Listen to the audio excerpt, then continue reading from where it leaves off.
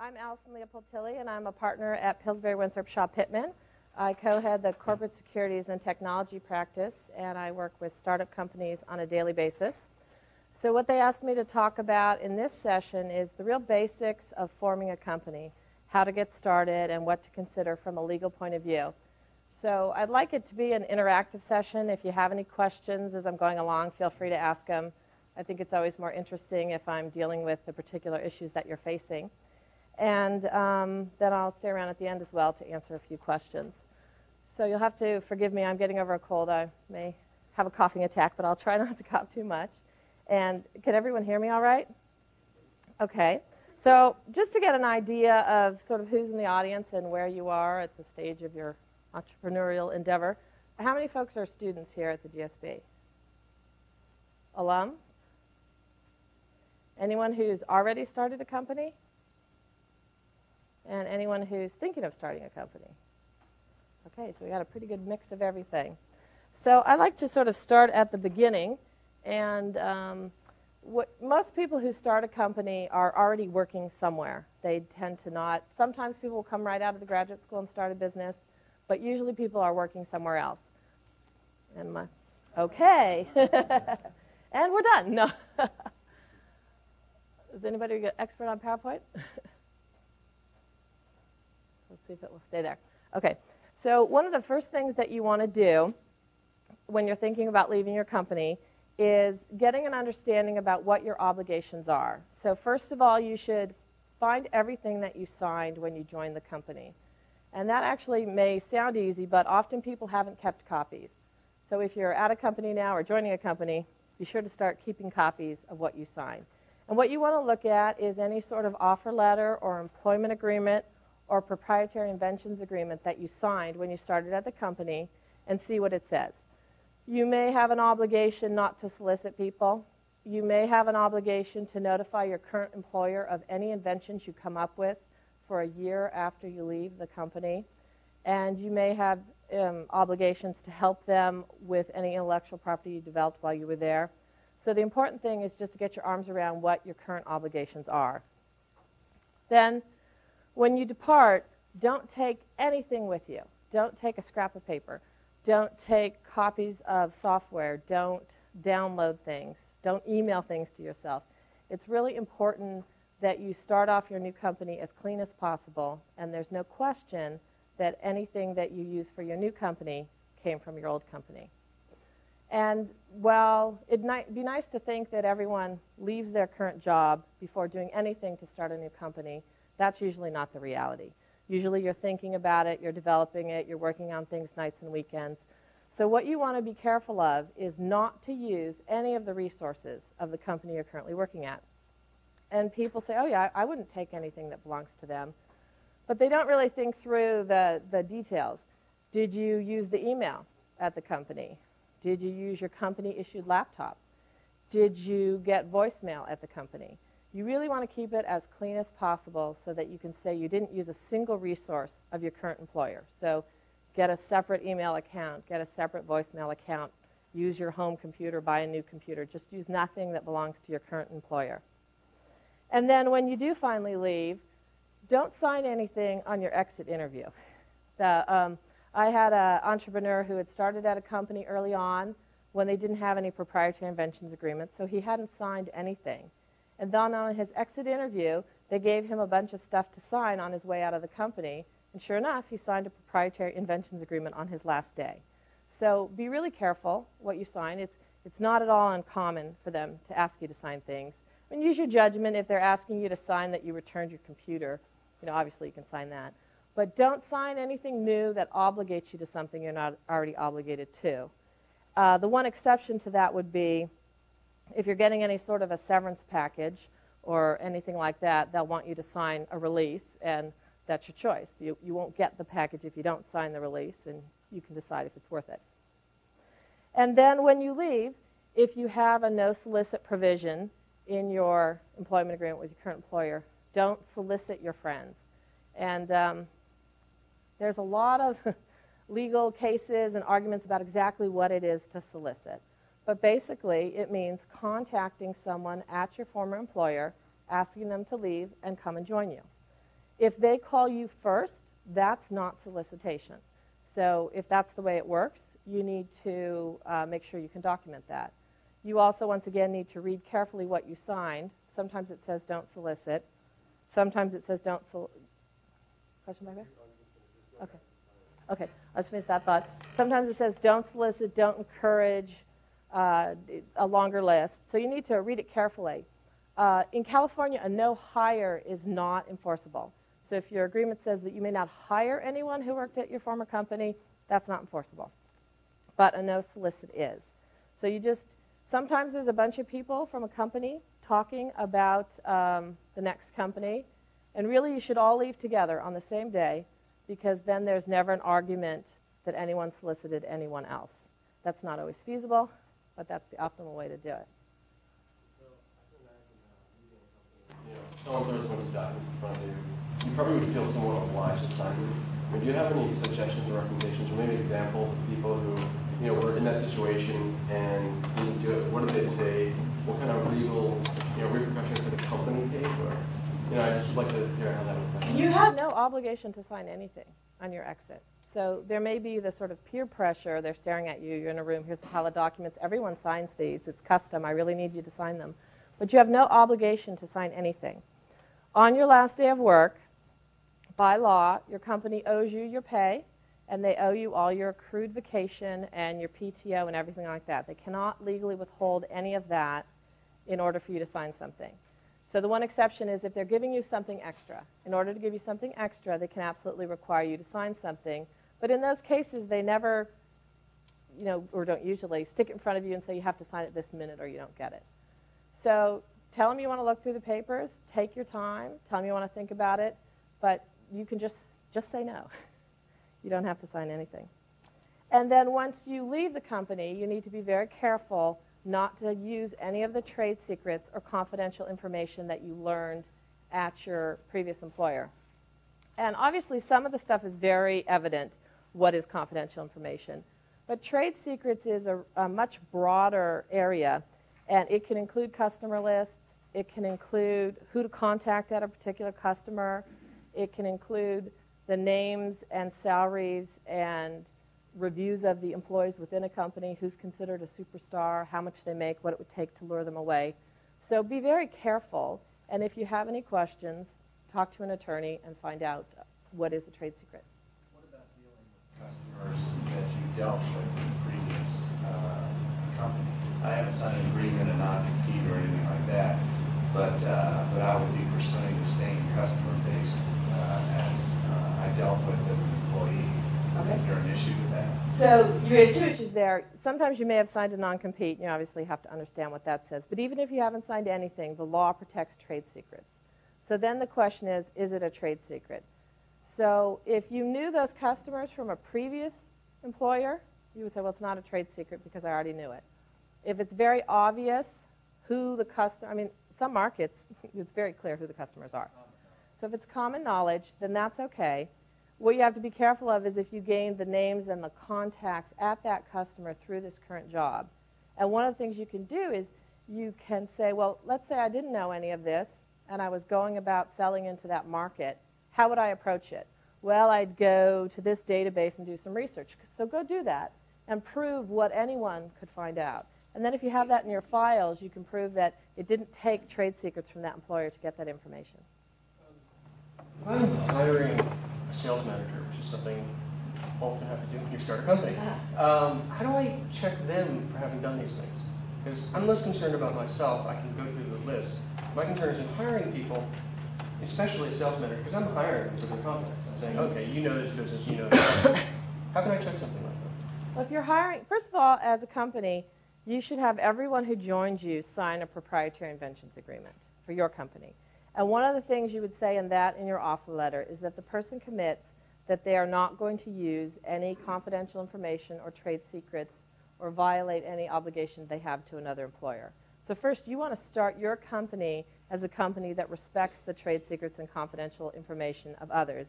And you want to make it clear that your culture is that we don't steal things. And then if you're hiring someone from a direct competitor, when they first start, you should have a conversation with them about how you want them to behave. and that you don't want them taking things from their other employer, and that maybe you want them to do some of this research. It's never a perfect answer because what's in our minds, where did it come from? Well, you want their customers and their contacts, but you don't want to steal trade secrets. So it's sort of a fine line. So you need to be careful there. Give me the name again, the Proprietary Inventions Agreement, sometimes referred to as a PIIA. It has a couple different names, but that's generally what it's called. This is kind of a little more of a legal issue here. So all the things that we have discussed here, they apply to your W-2 employee. Say if we're talking about the 1099 agreement. Doesn't Are there matter. any differences? No. If you work for somebody in any capacity as a partner, an employee, a contractor, a director, an advisor, you have obligations to not use their trade secrets or confidential information. And one of the things I meant to say at the beginning, so this legal series that we're doing here today is a 3-part series. This morning I'm going to cover the basic legal issues of forming a company. The next session I'm going to cover financing a company. And then the third session, my partner David Jaffer is going to cover intellectual property issues. So if you have a lot of questions about trade secrets and IP, if you can come to that third session as well. To protect our own trade secrets, you usually mark something confidential, proprietary, essentially the same trade secret. No, people don't really mark things as trade secrets. They call it confidential and proprietary. You mark it. Even if you don't mark it, it doesn't mean you lose the confidentiality, but that helps. And also, the courts will look to how you treated your own information. If you took reasonable steps to protect it, limit its exposure and scope, you'll get more protection than if you were careless about where it went. That they would argue it's not really a trade secret or it can't be that confidential if you were very careless about where it went. Okay. So moving on. So now you have, did I do this right? Okay. You've left your employer and you're starting a new company, or you're thinking about leaving your employer. I don't know why it's doing that. Oh, yeah? Okay, let's see if it will stay. All right. I don't want you to see ahead. It's going to be so exciting. So the question comes up, when do I form actually a legal entity, a company? And there's no exact answer to that. In a perfect world, you would start it immediately when you have this idea and you want to form a new company, you're thinking about it. In a practical world, you don't want to spend the time and money. So you have to sort of balance the perfect and the practical. If it's just you, there isn't as much urgency to form a legal entity. If you have partners, there's much more of an urgency. And the reason would be that you want to make sure that all of the IP that's developed belongs to the corporate entity and not individuals. I had an instance, which is pretty common. 3 guys were starting a company. They hadn't formed it yet. One guy went and registered the domain name, and they had no company, so he registered it in his own name. They went ahead. It was a company where the name was really important. It got branded. A couple years later, they fired him, and sure enough, the domain name was in his name. So he had this leverage over the company because they really needed that domain name, and he legally owned it. So you want to form the company as soon as possible so that that sort of thing doesn't happen. So the domain name and the IP and the things you create all belong to the company. And since it's not a perfect world, and you may have already reserved the domain name in a separate, personal name, you want to make sure when you form the company that you transfer all of that into the company. You want to think about some of those details of what's important to the company. Then you also want to have a company exist if you're entering into contracts. If you're hiring people to do some software development, a work-for-hire agreement, if you're renting some space, if you're licensing technology, hiring a contractor, it's always much better to do it in a legal entity rather than do it yourself because you're taking on personal liability. Also, once again, since we don't live in the perfect world, if you haven't formed a corporation and you're going to hire a contractor or someone to produce things for you, you want to enter into a work-for-hire agreement, even if it's between you and them, and then you can transfer it into the company later. But preferably you do it in the form of a corporate entity. So you may say, okay, we're going to form a corporate entity. Let's see if we can do this. No. Oh, okay. I think the slide's missing. We'll stick on that one. What type of company should you form? So basically, we're asking the impossible. We're asking you at the very beginning of forming this company to think about what your exit strategy is going to be, what the life of this company is going to hold for you. Of course, if you were good at telling the future, you probably wouldn't be forming a company. You'd be playing the stock market, and you'd be filthy rich. But you have to take your best guess. So if you're going to form a company, hire a bunch of people, get venture financing, and ultimately hope to sell it or go public, then most people form a C corporation. And that's the most common form of startup in the Valley and across the country. And your goals in starting a company are to reduce your exposure to liabilities, to minimize your taxes, and to maximize your ability to get funded. So a C Corp protects you from liability. It maximizes your funding options because you can sell all sorts of different types of stock to different types of people. And it's also the entity that typical venture capitalists are most familiar with. But it has probably the worst tax impact because there's a corporate level tax. So if the company were to sell assets, the company is taxed. And then when it distributes the money out to the shareholders get taxed. Now, C corporations are sold every day. They can be done in certain tax-free manners, but it imposes additional restrictions on the company. So the liability protection is great. The fundability is great. The tax impacts are not so great. So the next choice is an S Corp. That has the same protection from liability as a C Corp. It has better tax impacts because it's what's called a flow-through vehicle. So all the profits and losses just flow through the S Corp to the owners, which can be good or bad. You may or may not want those profits and losses on your taxes, but that's something to think about. Most people who form S Corps do it because they want the flow-through of the tax treatment. The downside of an S Corp is you can only have one type of stock. So you could not do a typical VC financing where you sold preferred stock because it's not allowed in an S Corp. You also can't have more than 75 shareholders. You can only have individuals, so you can't have an entity buying your stock. And you can't have any non-resident alien stockholders. So as you can see, an S Corp has various restrictions, so you have to think about whether that makes sense for you. Now, you can start out as an S Corp and then become a C Corp without too much trouble. So sometimes people do that if they're going to be operating for a couple years and they want the tax treatment and then the ability to switch to a C Corp later. Is there limited liability as well? Yes, S Corp limits the liability. You can have options in this Corp? You can have options in an S Corp, but it all has to be for the same stock, common stock. But you also have to be careful as you get more optionees. You can't go past that 75-person test. By alien, you mean out of state or out of country? Out of country. Or out of the universe. Anything else? Okay. So the last type of entity is what's called an LLC, or a limited liability company. That's a more recent creature, and it's meant to be a cross between a partnership and a corporation. So it has the limited liability of a corporation, and it has the flow-through tax of a partnership. And it is much more flexible than an S Corp because, as they say, if you can think it and you can write it, you can do it in an LLC. You can have as many different types of stock as you want. You can sell it to whoever you want. You can have as many members as you want. Holders in limited liability companies are called members, usually, not stockholders. Although you can make a limited liability company look as much like a partnership or as much like a corporation as you want. So if you wanted to call them stockholders and give them stock, you actually could. So from a tax point of view, it's good. It's more flexible than an S Corp. But in general, it's not the type of entities that VCs feel comfortable investing in. Getting the different membership interests, dealing with the tax impact. The VCs actually don't want the flow-through tax because they don't want to have to be reporting to their investors continually all these tax issues. And also, you can do sort of like options in an LLC, but it's much more complicated.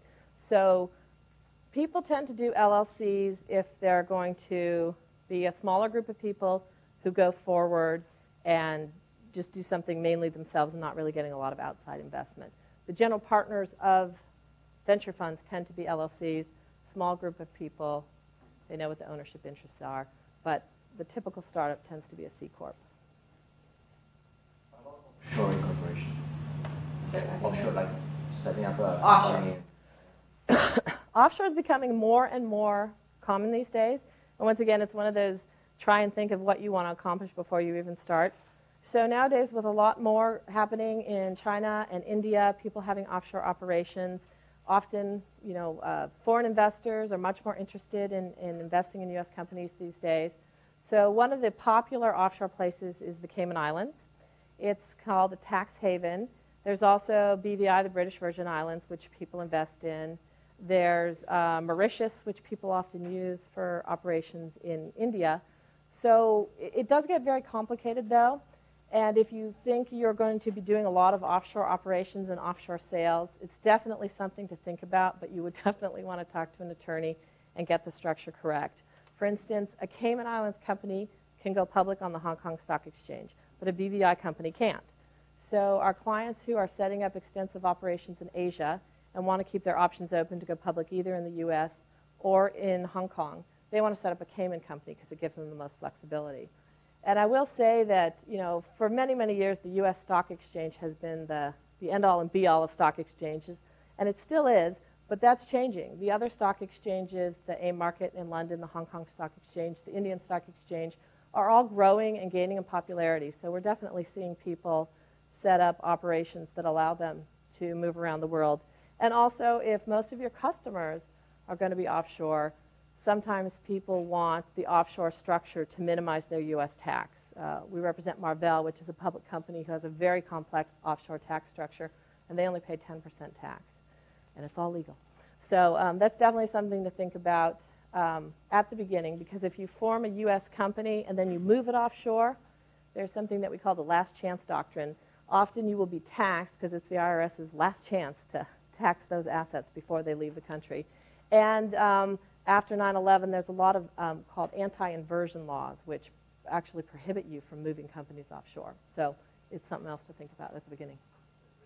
It seems like if you're not looking for venture financing, you can pretty much set up an LLC that can pay the same in terms of option-based compensation as an S corp or C corp. In large part, you can. The legal work involved with an LLC is more costly than with a corporation.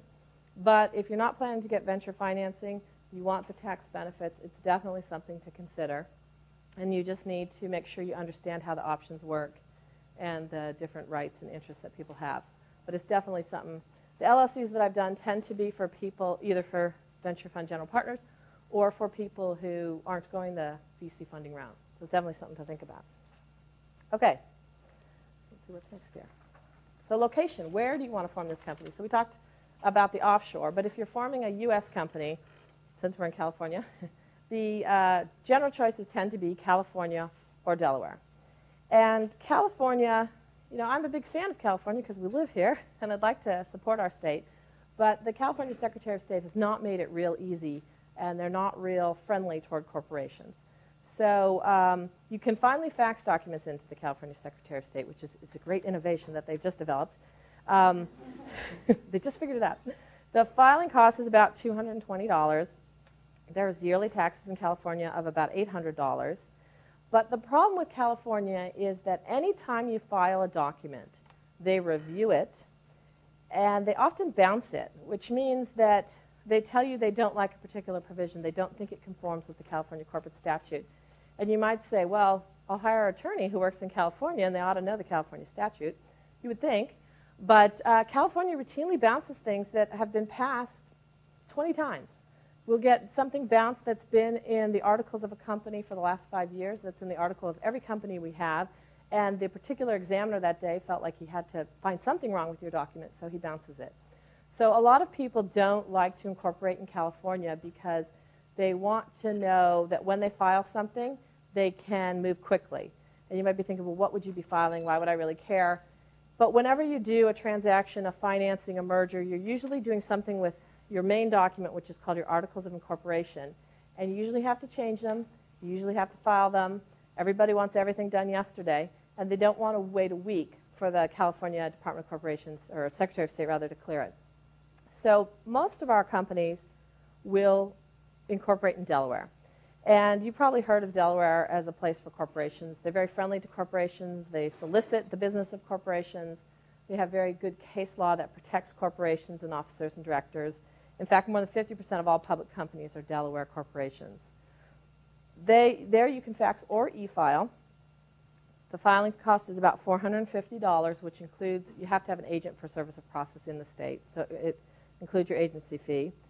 The yearly taxes depend on your asset value. In early years, they're very low, could be $50. In later years, when you're successful, they will be more expensive than California. And they are much more efficient. They don't review anything. They turn things around in a day, and people generally are much happier with the service that they get. Now, if you're operating, go ahead. Even if you set up a Delaware company and you do business in California, sooner or later the Secretary of State's going to ask you for their own fees That's where I'm going next. So if you do set up in Delaware, which operating in California, you will have to qualify to do business here. So you will have to pay the $800 a year tax. So there is some double expense to being in California and Delaware, and that's the one thing to consider if you choose to go to Delaware. Now, it's true of every state. If you set up operations, maybe you set up an office in New Jersey because you have some sales folks there, you may have to qualify to do business in New Jersey. So as your company grows, you will have to qualify to do business in the states where you are operating. But you're absolutely right. In the formation stage, that's something that you need to consider, that you're going to be paying for both California and Delaware right from the start. And you, go ahead. Could you please define what you mean by the word operation? So if I have a consulting business, and if my clients are all over the country, do I have to pay taxes in each state? Or? It's a very complicated question. And what it means to be doing business in a state is different in every state. So what you really want to do is it is one of those times that you do need to meet with an attorney. You do need to talk about what you're doing in the state, and then you do need to analyze it. If you have a salesperson who lives in New Jersey but they travel all over the country, it's quite possible that you're not doing business in New Jersey. So you have to be careful there. Internet companies, that's a big issue now. Are they doing business in every single state and every single country, since you can come in from anywhere and buy their goods?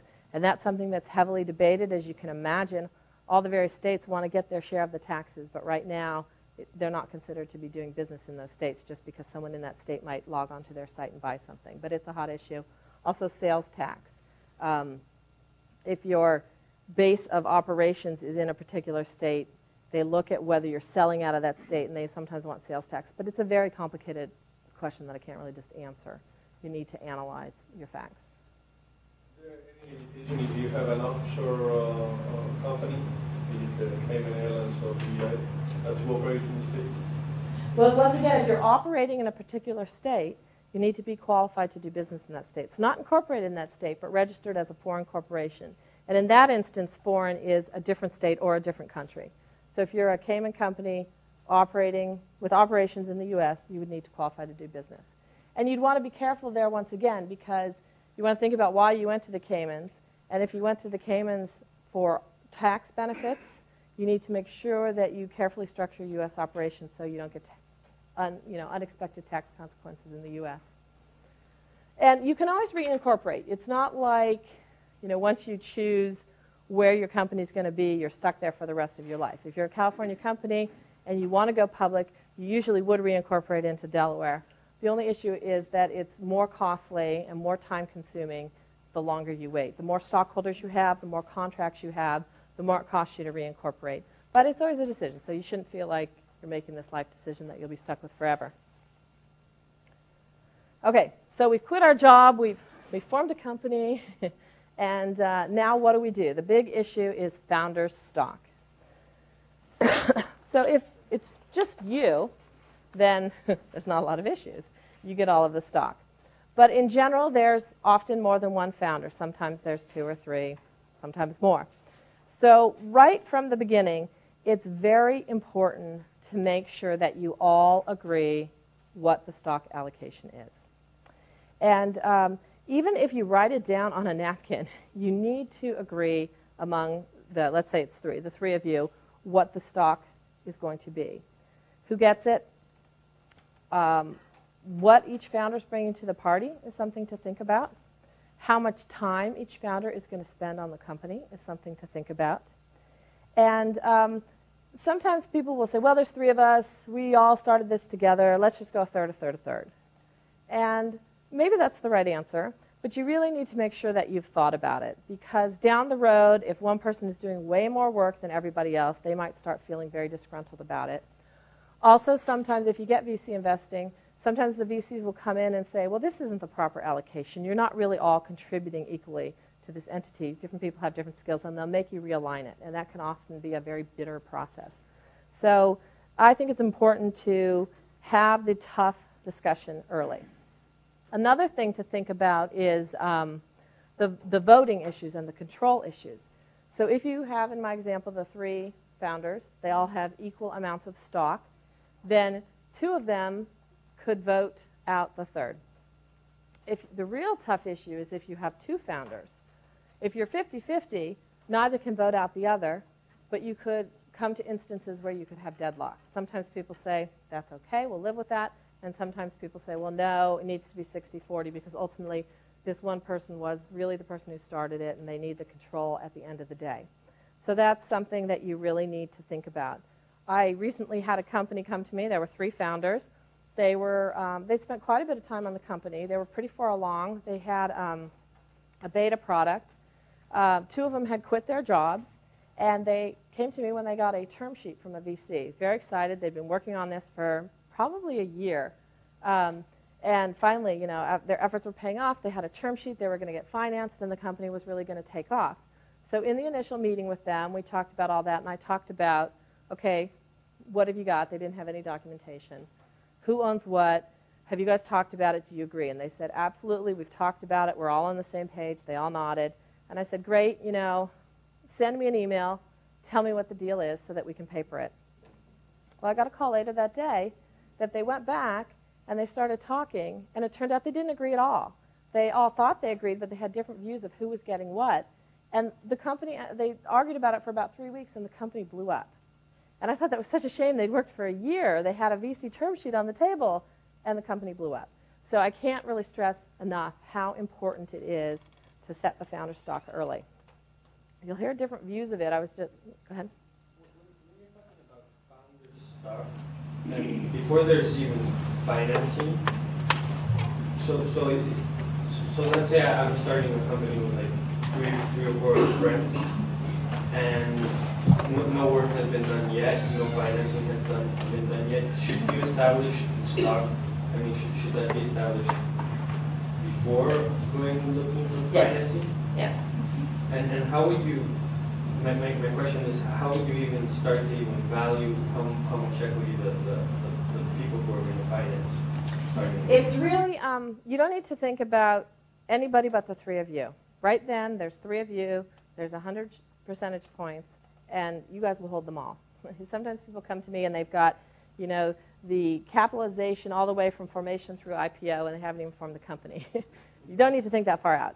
You can't figure that out. So you just say, okay, there's 100 points. There's 3 of us. How are we dividing the pie? And, maybe it is a third, a third, a third. Maybe it's, 60, 20, 20. But you need to talk among the 3 of you about who's bringing what to the table. You might be bringing the idea. Somebody else might have a patent. Somebody else might be a good sales guy. So you have to figure out what's the equitable ownership. And it's a tough conversation. But just starting out with just the 3 of you in mind, what is your relative percentage ownerships?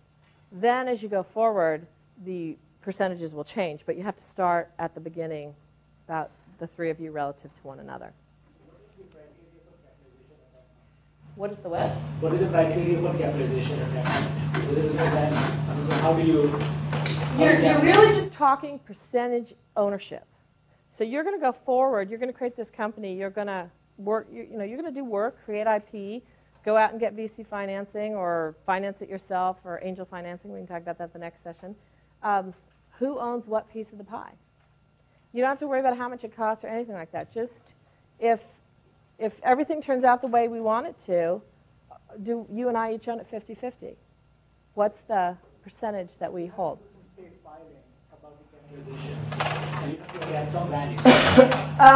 Yeah, but you don't need to worry about this. So when you form a company, yes, you have to create a certain number of shares. And that you can always change. You can always make more. It's kind of nice.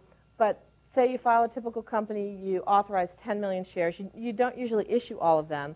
So if you have two founders, you might give each other 2 million shares. And so there's 10 million authorized, but there's 4 million issued, and the ownership is 50-50. Then you create an employee stock option pool, and that reserves some. Then you sell some stock to an investor, and it starts to dilute it. But you have to start at the beginning. Basically, what's our relative ownership percentages?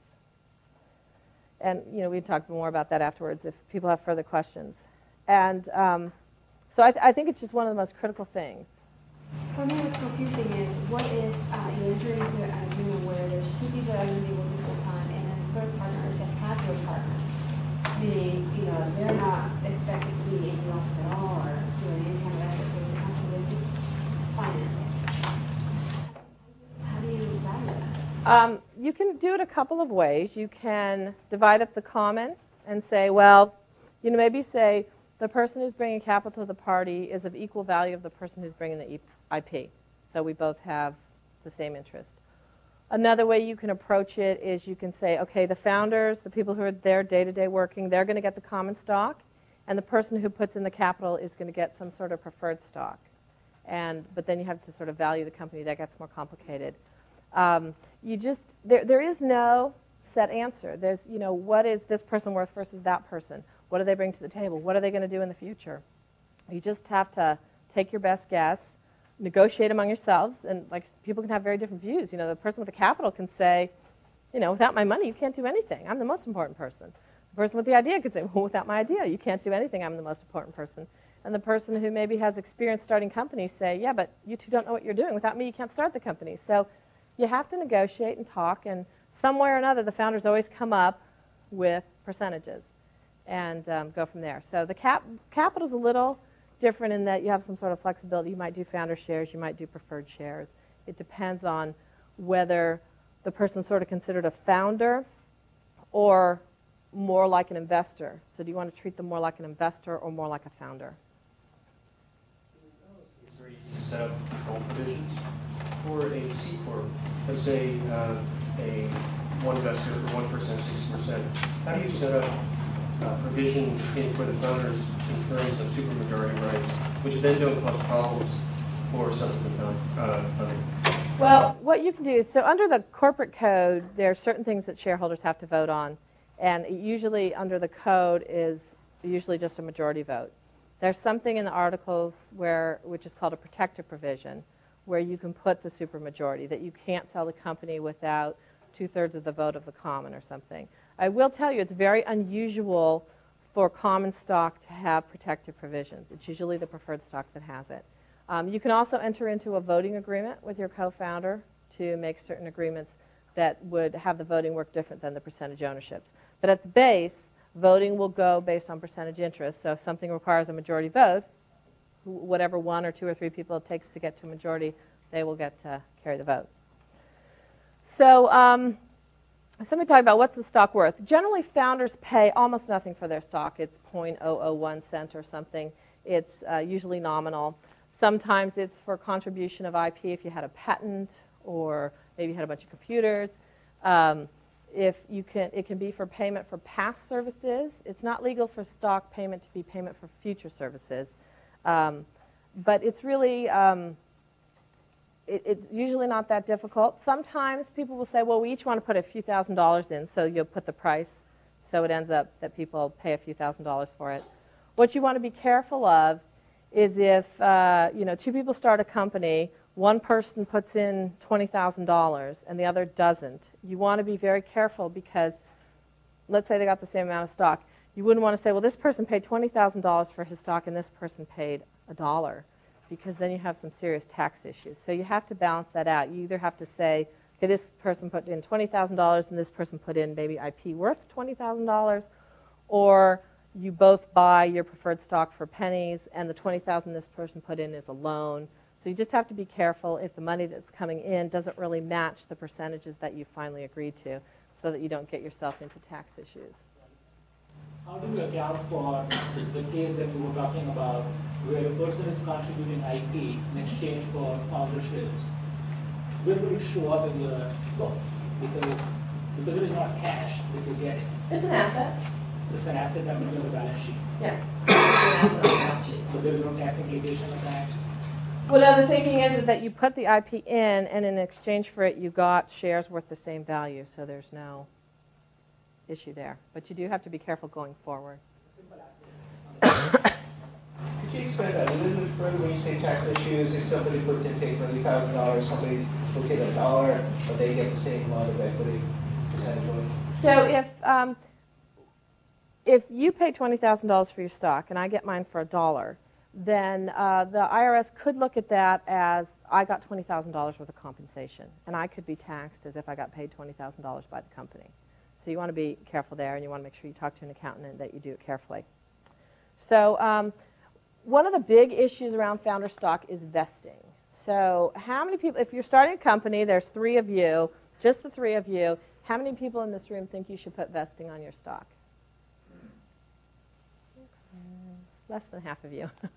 So vesting, does everybody know what vesting is? Okay. So vesting is, it's a tough question once again.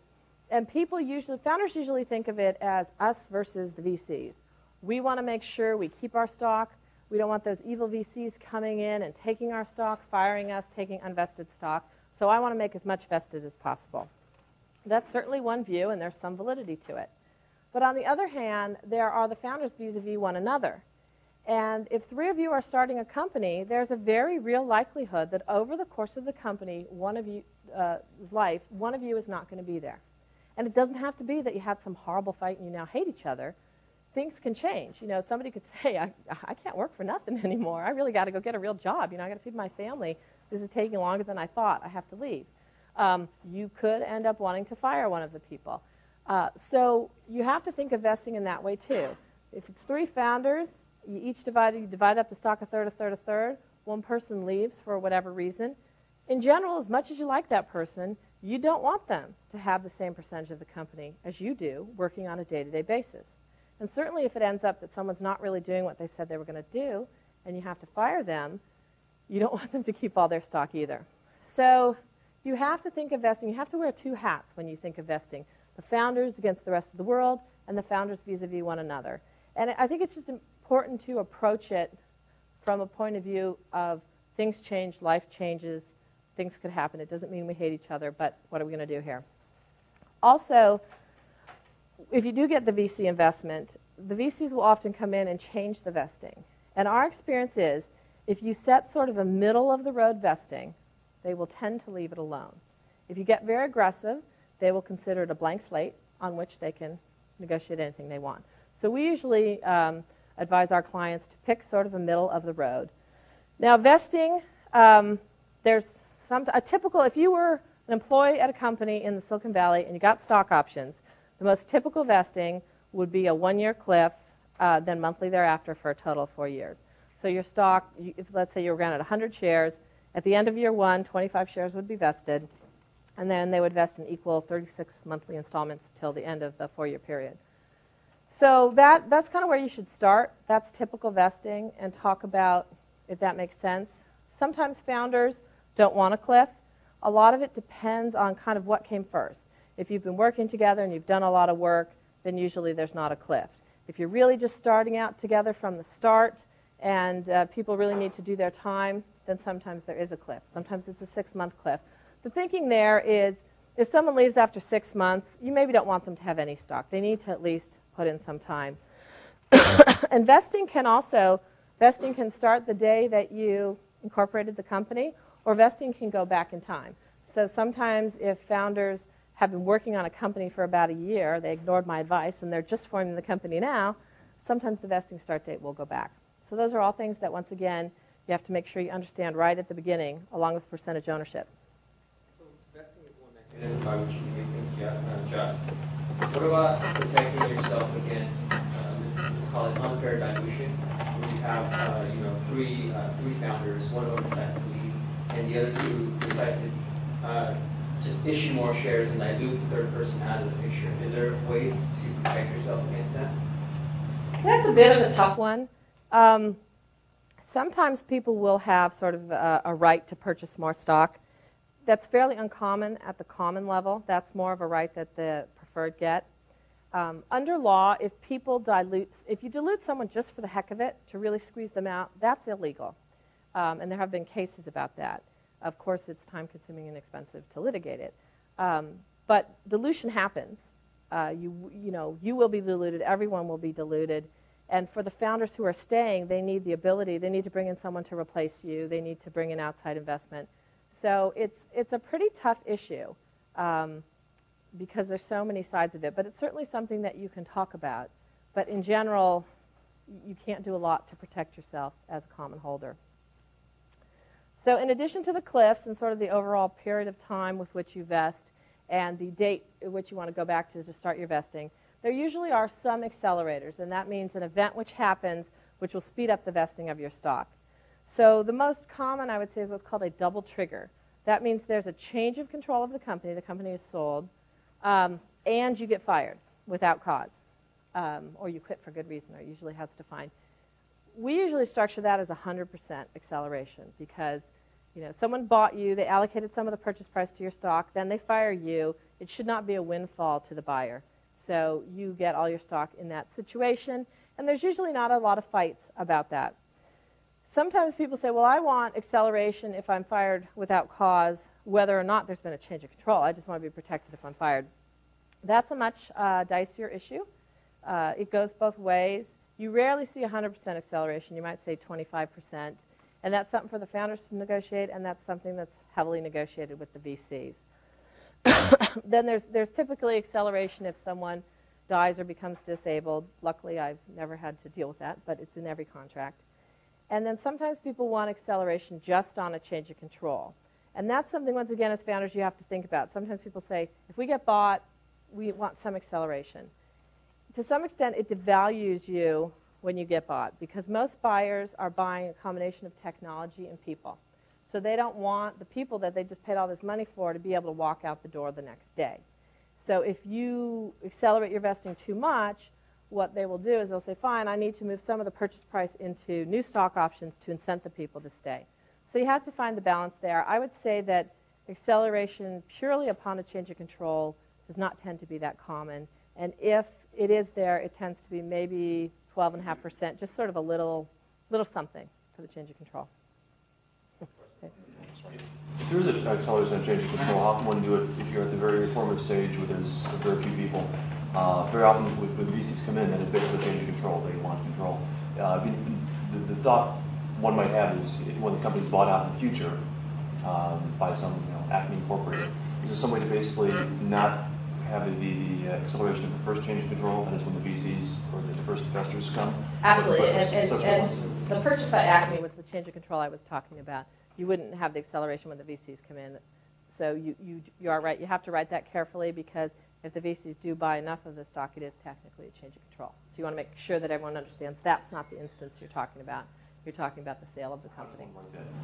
How does one write that? Well, you could just say, change of control, provided, however, shall not mean the, issuance of shares in connection with the financing.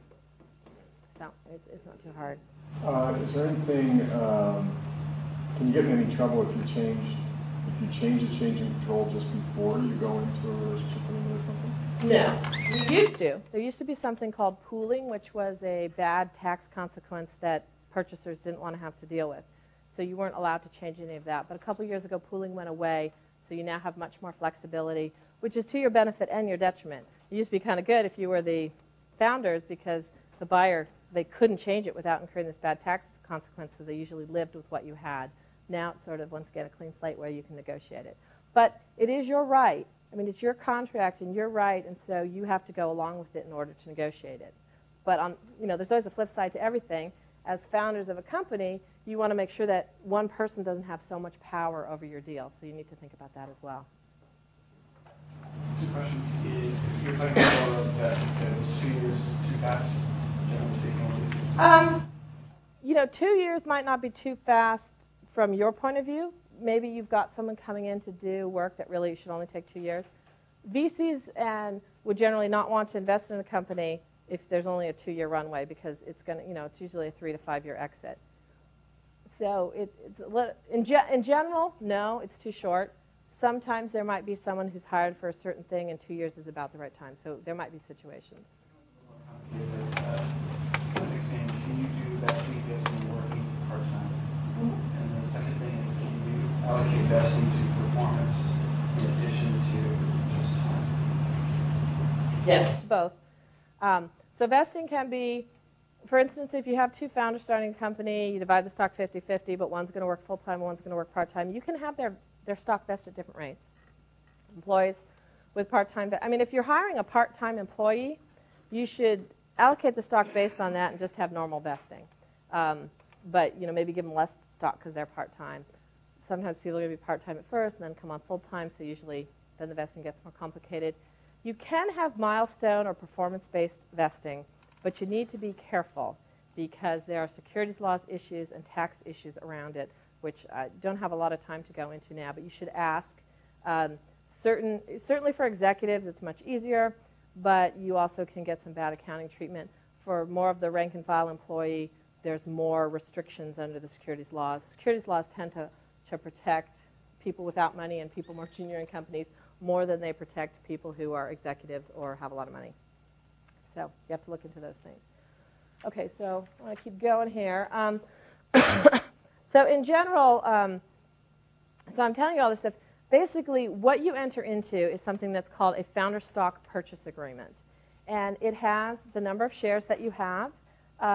It has what your vesting is. It has what you paid for it. If somebody holds IP individually, it would have a provision where they transferred that IP into the company. It also has what's called a lockup or a market standoff provision.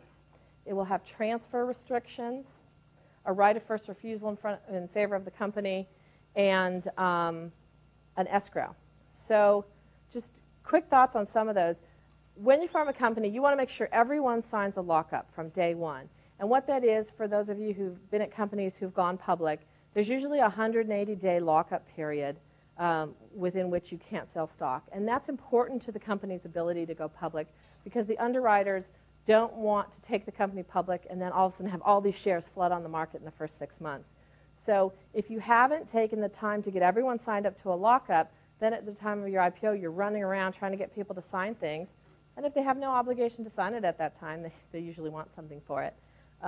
We recently had a company go public who, in the beginning, they didn't have lockups. We didn't represent them at that time. And one of their original employees still held 2% of the company and had never signed a lockup. And the underwriters were just going crazy. We can't have 2% of the company out there. And he absolutely refused. And he was pretty tough. It was one of those instances where they put so much pressure on him. We're not going to go public. You're going to blow the IPO. But he said, you're not going to not do the IPO if I don't sign. And he held tough. And they went public. And he dumped 2% of the company within the first week. So he was happy, but the company wasn't. So it's one of those things where some of this paperwork is really important right from the start. And then really, really important is something that's called an 83B election. And this is something you should remember personally because you will be very personally affected by this. The way the tax code works with stock that the magic words are have a substantial risk of forfeiture. So stock that vests has a substantial risk of forfeiture. You will be taxed as the stock vests. So my example where you got 100 shares, let's say you paid a penny, you had a 1-year cliff. At the end of the year, 25 stock shares vest. And let's say at that point they're worth $1. So I'm taxed on 99 cents times my 25 shares on that day. Even though I don't have any cash, I just have vested stock. It's probably many years before I can turn that into anything. So obviously that's a bad impact. And now monthly, as my stock vests and the value of the company hopefully goes up and up and up, I get a tax every single month. Obviously that's a result that you don't want. So there's something you can do which is called filing an 83B election. And what that is, it's an odd little thing where you're electing, when you get the stock, you are electing to pay today any taxes that are due on that stock, even knowing that you might not keep it. So the issues around an 83B are that it absolutely has to be filed within 30 days of when you get the stock. There's absolutely no exceptions. And people miss this deadline, and it's a very terrible consequence. If you got your stock at a penny and it's worth a penny, you basically fill it all out. You say there's no taxes due and you file it. Sometimes you might have an option that has early exercise, and so you wait to exercise it, and there actually is a spread. In that case, you do have to pay the tax right there on the whole thing, even though you might not keep it. But it's absolutely worth doing. We had a company where all their employees had early exercise, so they all had to file 83B elections, and one guy forgot. Everyone else in the company remembered, but this one guy forgot. So he realized this, and he went to the controller, and he said, I forgot. What do I do? And the controller's probably about the nicest person I've ever met. And he felt terrible for this guy, but he said, there's nothing you can do. You missed it. And the guy, day after day, the guy came back to him. You have to do something. I can't afford to work here because the company's doing so well. I'm getting all these taxes. And then finally he came in and he said, my wife says you're Satan. I thought that was sort of an extreme reaction to a tax impact, but that's how seriously this guy was taking it, and he was going to quit, and he said, I can't afford this, and it was just all because he forgot to file this form. They ended up, basically canceling all his stock and taking it away from him to protect him from the taxes, but I don't think that's, a great result because then he didn't have any stock. So I can't emphasize enough how important it is to file the 83B election. And on the GSB Entrepreneurial Studies website, there is a form of a founder stock purchase agreement, and there is a little handout we have on how to file an 83B election. So if you want to look on there, you can find it. Also, the slides from these talks today will be up there in about a week. The forms are actually up there already from a talk I gave last year, but the slides will be up later.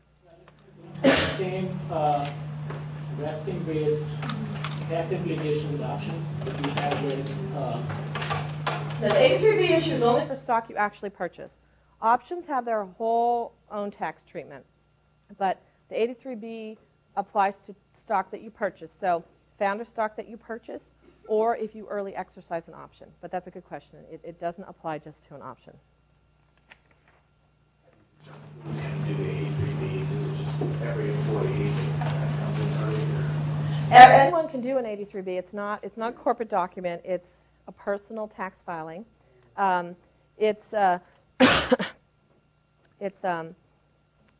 form is usually like the founder stock purchase agreement form that we have. There's a form of 83B on the back. You try and make it as easy for your people as possible. It is only U.S. taxpayers. So if someone is in the country but they don't pay U.S. taxes, they don't have to file an 83B.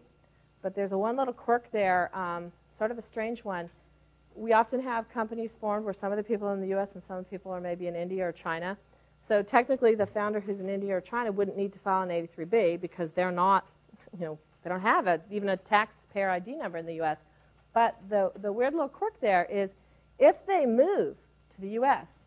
partway through their vesting and they didn't file an 83B when they weren't even a U.S. taxpayer, they will now be taxed as the stock vests. So it's kind of crazy. I've argued with my tax partner about this, that it makes absolutely no sense because why would a non-U.S. taxpayer make any filing with the IRS, and why can't they file that when they become a U.S. taxpayer? But that's just not how it works. So if you do have a founder who is not a U.S. taxpayer but believes that they will be over the course of their vesting, go ahead and file an 83B because it doesn't hurt you to do it, and it provides a lot of protection. We'll go here, Chris. Just to make sure I understand this, the vesting is really just a period of time over which you'll retain or gain full ownership of the stock. So if you set that up for a year, that period of time would be a year, and what your 83B is protecting you from is an escalation of the value of that stock that can hit you later after you have a much higher value, right? Right. Is that right? So when your stock vests at the end of the year, maybe the value of your stock has gone up, but the company hasn't had a liquidity event. If you hadn't filed an 83B, you would owe taxes, but you'd have no cash to pay them. Would that be if an angel investor comes in, for example, or a first time comes in? Would that trigger an increase in value? Yeah. I mean, how much a share of private company stock is worth is like the million-dollar question. But clearly, as a company progresses, they get investment, their product, they get a beta product, they've got customers, they've got revenue. All of those steps along the way will increase the value. Exactly what the value is a tougher question to answer, but money coming in will definitely increase the value of a company. You're a U.S. taxpayer investing in a foreign corporation, you file an 82B for U.S. taxes. You tax on your global income. You don't know the answer to that. You're something. So I guess if you're doing that, you should ask your accountant. All right, I've only got 15 minutes here, so I'm going to try and speed up a bit. So next question, allocation of stock to employees. So you form the company, you have, okay, yeah, well, I'm not going to speed up quite that much. Okay, you've allocated the stock among the founders, you've argued about the vesting, you've got all the IP in the company, now what? Okay, you start to hire employees. So what is the stock option? I'm going to skip that because I think, we've talked about that and everyone knows what that is. So my warning, beware of idle promises. I can't tell you how many times people have started a company, they'll talk to this person for advice and they'll say, okay, I'm going to give you 2% of the company. And then they'll talk to you for advice, I'm going to give you some of the company. Then they hire you and they say, oh, you're going to get 10% of the company. And the next thing you know, they've allocated 200% of the company. People remember what you tell them and you need to be careful. There's nothing wrong with telling people who help you that you'll give them a piece of the company. But you have to be very careful what promises you make, that you keep track of it and that you're very clear about it. And once again, that you consider vesting. Sometimes you're going to give people fully granted stock because they've already given you the value. Sometimes, a typical employee is going to have stock that vests. So what you want to do is you want to prepare a stock budget. And you want to talk about who do I need to hire into the company, how much stock do I need to allocate to them, and you need to think about that and reserve it. Usually a typical option pool is about 18 to 20%. So you divide the stock up among the founders, and then like you said, then the pie starts to get divided more. So you allocate maybe 20% to the option pool. If you do get VC investing, they will often require that you have allocated 20%, sometimes more, sometimes less, to the option pool. So that's something to think about. And then you need to kind of think about who's going to get what so you don't end up giving out too much. Now, there's lots of different places you can go to find out information about who gets what. How much does an engineer get? How much does the sales get? How much does a VP of marketing get?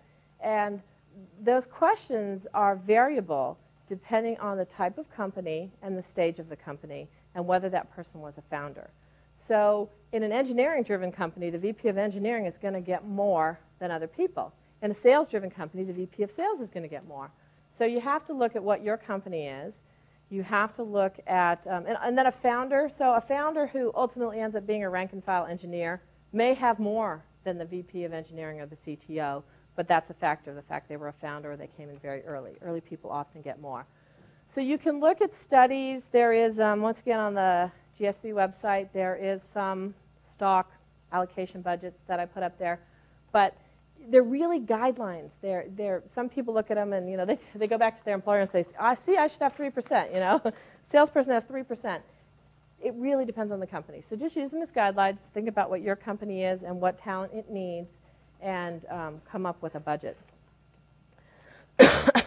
Then beyond your employees, you'll hire consultants. They often get stock. You want to be very careful. Sometimes people will say, I'm going to pay this person $100,000 a year, but I don't have much cash, so I'll pay them $50,000 a year, and I'll pay them $50,000 in stock. And my VC round was $1 a share, so I'll give them 50,000 shares. Well, first of all, you want to be careful because that's setting a price on your common that you maybe don't want your common to have of $1 a share, because that's what the VC's paid for preferred. And often, if you really do it dollar for dollar, you'll end up issuing too much stock. So it's better to think about you get $50,000 and X number of shares, but it doesn't have to in any way be tied to the actual dollar amount. Advisors often get stock. A typical board of advisor might get, 0.5%, 0.25%. A really luminary advisor might get 1%. Directors will get stock if they're a true outside director. VC directors don't usually get stock because they basically bought their board seat. Their stock is, and their upside is in the preferred stock they bought. But if you bring an industry expert on your board, then that person usually gets stock. And then you... So is the amount similar to what advisory guys get? Board of directors tend to get a little more than advisors. Once again, percentages seem low. Saying 1% doesn't sound like that much. And so you say to your advisor, I'll give you 1%. And the next thing you know, you have 7 advisors. That's 7% of the company right there. If you think of, how many employees you could employ for 7%, that probably was too rich. And once again, you want it vesting. Now, board and advisors vesting is usually about 2 years. But if you're giving somebody stock for something they haven't already done, you want to make sure there's some way that you get the stock back if they don't actually do what they said they would do. So you mentioned this kind of 20% benchmark that you want to have for set aside for options. Does that include just outside of founders? Yes, that's not including the founders. If you when you start a company, you already have your CTO or whatever, you already allocated 20%. I mean, no, usually do your founders and then create your option pool. And 20%, once again, is an average number. And so do a stock budget for the next 12 to 18 months. If you've really hired most of the people you're going to hire, or maybe the big ticket items, the CEO, the CTO, maybe you can have a smaller option pool. But 20, it's just an average number. 1% is of the current stock that's issued, or is that how fully diluted? It's usually when you talk about percentages, you're talking on a fully diluted basis. So it's not authorized shares. It's shares issued plus the option pool that's reserved. And when the company grows, it's preferred. It's any shares reserved for warrants. But fully diluted is usually the way in which people talk about percentages. But once again, that's something you should be careful of, making sure that everyone's on the same page when you're talking about it. Sometimes people think when you say 1%, like you said, it's an evergreen 1%. So you need to make sure. Sometimes you do promise someone an evergreen 1%, but that's pretty uncommon. So you just really need to make sure you're on the same page. So, and then, so you can give options. You're all familiar with typical stock options. Restricted stock is actually a grant of stock. And the main difference between options and restricted stock is actually stock you give right now. Usually someone doesn't pay for it, but it often has vesting. And I won't get into it now, but you may have heard there's some new tax rules, something called 409A, which is causing lots of issues with pricing of options and expensing of options. So you're going to start seeing more and more restricted stock. I'm running out of time, so I'm going to go faster. So we already talked about vesting and early exercise. You should keep in mind voting rights. Option holders don't vote. Stockholders do, whether it's vested or not. So if you let people early exercise their options, they can vote those shares. If you give people restricted stock instead of options, they can vote those shares. So just keep that in mind. And also, often people will look at the common, including the options, figuring out what power the common has in the company. Once again, options don't vote. How much is enough we talked about. And then there are no secrets. 2 people can keep a secret if 1 person is dead. There are no secrets. Everyone will know what everyone else has, no matter how hard you try to keep it a secret. So just keep that in mind. You should protect it. It is confidential information. It is a major pain in the butt if everybody finds out what everybody else has. We had a company where the stock list got out, and the CEO told me no work was done for a week. He had an endless line of people coming in his door. How come Joe has more than me? And so you got to keep that in mind. You got to be willing to defend the shares that you gave. You need to try and keep it as confidential as possible for your sake, and you have to accept the fact that it will probably get out anyway. Yes? So I've been burned by this. You're working in a company, you have options, and the fine print says you have to exercise the options by a certain number of days after you leave the company. That's a good point. It's really easy. Sometimes they won't even tell you that. Yeah. The company won't tell you that because they don't necessarily want you to have the shares, particularly if you leave the company because there's some conflict. Absolutely. And in fact, we tell our clients not to tell people, not necessarily, because they usually they want to be nice, because even if someone quits, they generally care about the person. But you don't want to set a standard, because if I tell you because I like you, and I didn't tell you because I don't like you, but I told 5 people and not you, you may have a cause to come back and say, well, I missed the deadline, but you didn't tell me, and your standard practice was to tell everyone, and you left me out. So we tell people, just across the board, everyone has their option agreement. It's their responsibility to read it. But that is a very good point. Usually they have a provision that you have 90 days after you leave to exercise your options, and if you don't, you don't. You're out of luck. So keep that in mind if you're leaving your current employer, and definitely want to put that into the options if you are the company, because what you don't want is an employee to leave, and 2 years later when you finally have an exit, all of a sudden all these people show up. you want a good handle on what your capitalization is. And if you have, you generally figure that employees will ultimately exercise their options, but you don't want all of these obligations out there to people who don't work for you anymore. So as you're hiring people, one of the questions, why can't everyone work for free? So who here thinks that, when you're forming a company and you're founders and you're just getting started, you can work for free? Okay, come on, I know more of you think that because everyone in the Valley does it. Technically, under the California employment law, if you work for a company, you are an employee and you are supposed to be paid. I'm a founder, I'm not an employee. Are you doing work? Yes, you're an employee. So, pardon? No, you have to be paid minimum wage, which is $6.75-ish or something. They get paid $1. That's not legal. Actually, people say, what about Steve Jobs? He gets $1. What about Google? They get $1. Technically, it's not legal. The California Labor Commission is not going to go after Google because they figure that those guys can protect themselves. But in general, legally, under California law, you have to pay minimum wage. Now, this is breached constantly in the Valley. My clients always say, but everybody's doing it. Everybody is doing it, but it doesn't make it legal. So you need to keep in mind that you have an obligation to pay these people minimum wage. And if you don't, they can go to the Labor Commissioner and they can claim that you failed to pay them. So I think the Google guys probably won't be going to the Labor Commissioner, so they're safe. But what we advise is that you enter into an offer letter with the person and that you state that you'll pay the minimum wage. We also advise that you pay it.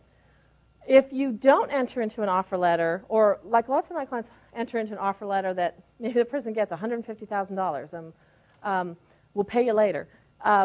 If you don't have an agreement between you signed that they get minimum wage and they do go to the Labor Commission, the Labor Commission will say, well, what's the salary for this person? Your last job you made $125, so I guess that's, a reasonable salary for what you're doing. And then they come after the company and say, this guy, $125,000 a year, and there's daily penalties for failure to pay. So you want to be very careful there. You can hire a consultant and pay them only in stock. Not an employee, but a consultant. There's lots of issues around that as well. What is a consultant? The person who comes to work only for you 40 or 50 hours a week is not a consultant. A person who does part-time work for you, does part-time work for other people. Maybe they're working for you full-time doing a project, but that's what they do. They go to this company for a project, that company. That is a consultant. So you have to be careful as to what they really are. Can some founders be considered consultants while you're startup and you're not paying them a salary yet? If they truly are. In other words, they've got their own job. If they work someone else, if they have their own company, if they're doing other projects, they can be. So if someone is truly a consultant, you can pay them only in stock. If someone is an employee, you have to pay them at least minimum wage. Now, I'm going to keep going here. So we always recommend offer letters. There's a difference between exempt and non-exempt. An exempt employee, you don't have to pay overtime to. Non-exempt, you do. There have been lots of cases in the Valley as well about people calling the receptionist exempt. Not really the case. You have to have a certain level of authority to be an exempt employee. And you always want to make sure that you have a provision that they're an at-will employee. California is generally an at-will state, but you want to state that, which means that you can fire someone at any time for any reason. That doesn't mean they won't come back and sue you for something, but you're legally allowed to terminate anyone as long as it's not for a discriminatory purpose or in violation of the law. As we talked about earlier, you want to make sure that everyone who works for you signs a proprietary inventions agreement. And you have a form for employees and you have a form for consultants. That's another thing. Make sure that the consultant signs the consultant form of proprietary invention agreement and not the one that uses words like employee and employment. And then also you want to make sure that anyone who is a consultant, you've entered into a consulting agreement. It's clear what they're doing, what they're going to be paid, or what stock they're going to get, and that everything they work on belongs to you. So let's see, quickly going through. If I can get this to stop. Oh, nope. Okay, you need officers and directors to start your company. Your required officers, you have to have a president, a treasurer, and a secretary. That can be all one person, but someone has to take those roles. The CFO can be the treasurer. There's not a lot of issues around that. I mean, there is when you start that the founders need to decide who's actually going to be the president, but other than that, it's not too complicated. Directors, you need, depending on how many stockholders you have, you need one director if you have one stockholder. California, 2 directors if you have 2 stockholders, 3 if you have 3 or more, and then it's sort of stuck at 3. You never have to have more than 3. It's generally recommended that you have an odd number of directors so that there can't be a deadlock.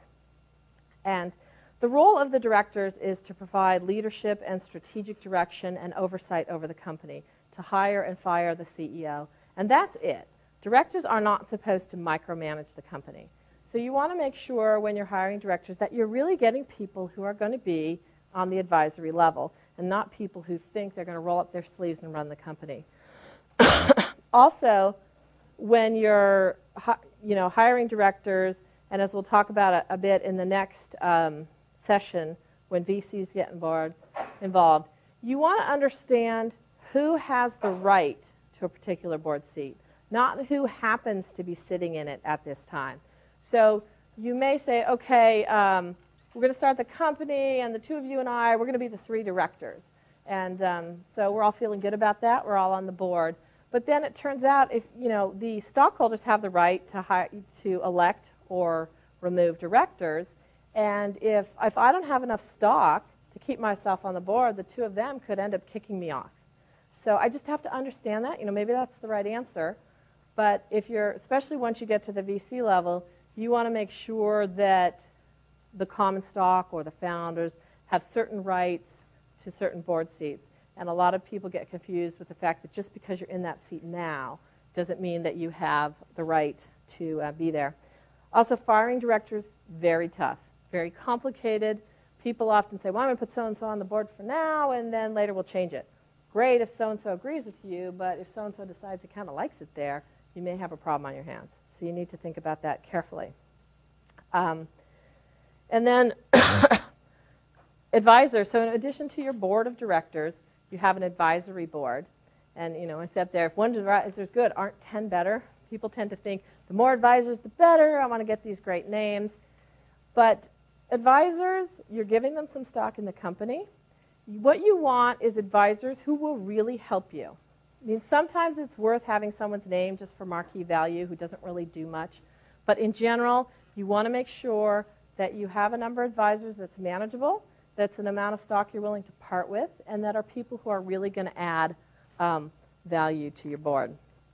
So my last one is, let's see if I can get this to stay. So you want to hire an attorney. So if you're starting a company, obviously I've raised a bunch of issues. Some of the stuff you can do yourself. There's a lot of information out there online. But at some point, you're probably going to want to come to an attorney. So what you want to do is you want to network with your friends, talk to them, find out who they're working with, get suggestions and recommendations. Then you set up a meeting with an attorney. The first meeting it should always be free. You should check first. But, every major firm in the Valley I know of, the first meeting, there's no charge. You should list your questions ahead of time, and you should go in to get the most value out of that first meeting. You might even want to email questions in advance so the attorney's prepared to answer the various questions that you have. And then you want to listen to the advice. If you're taking the time to do this, you want to pay attention to the advice that you got. And there's sort of 2 ways people think of their attorneys. Some of us think of us as this evil that they want to approach as little as possible, and they hope to never have to deal with us. And other people think of us as a valued member of their team. Obviously, we prefer to be the valued member of the team. But for your benefit, you should find an attorney that you feel that way about, that you feel is giving you good advice and whose advice you value and you take. And sometimes getting a little bit of advice in advance is more beneficial than doing it on your own and having to have it fixed. And a good attorney will tell you, we tell our startups that they want us to do all sorts of stuff that's going to be very costly, that we don't think they need right now. We tell them that. We work with them. So you want to make sure that you pick someone that you feel comfortable with, someone that you can see as another advisor on your team, and someone who you aren't afraid to call or afraid to talk to, because then the value's really lost. So that's kind of a quick overview. Question? How important is it for individual entrepreneurs to get individual personal lawyers as well? So What's your there's opinion of that? You got your attorney for your company. You're going to get known. What about? Well, I guess once again, in a perfect world, if you had 3 founders, there's one corporate attorney, and then each of them have their own attorney. But nobody doesn't tend to do that because it gets quite expensive. When 3 founders come to us, we represent the company. And so that's our obligation. And so what I always do is whenever having conversations about the founders' agreements or vesting, I would always insist that all 3 be there because I want them to hear it from me. I want them to ask me their questions. I want them all to feel comfortable that they really understand how it works. But that's kind of a choice you can make if you want to pay the money to have a separate attorney review your founders' agreement as well.